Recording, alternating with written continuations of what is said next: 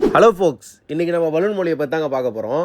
என்னன்னு பார்த்தீங்கன்னா, பலூன் மொழியை வளர்க்காதீங்க, பலூன் மொழியை தூக்கி எறிஞ்சிருங்க, குளத்துல விட்டுருங்க, இல்லை மீனுக்கு ஏதாச்சும் இறையா போட்டுருங்க.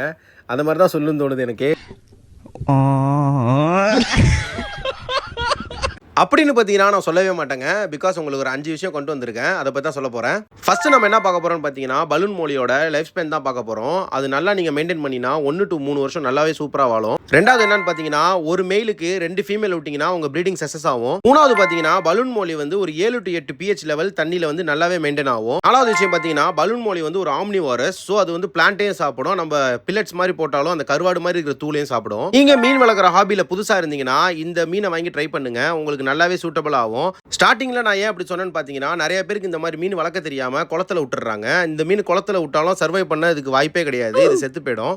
நான் உங்களுக்கு கொஞ்சம் டிப்ஸ் கொடுத்துருக்கேன். அதை வச்சு இந்த மீனை நீங்கள் வளர்த்து பாருங்க. மறக்காம நம்ம வீடியோ பிடிச்சிருந்துச்சுன்னா லைக் பண்ணுங்க. அப்படியே நமக்கு ஒரு சப்ஸ்கிரைப் பட்டன் அழுத்தி விட்டுருங்க இந்த மாதிரி கண்டென்ட் பார்க்கறதுக்கு.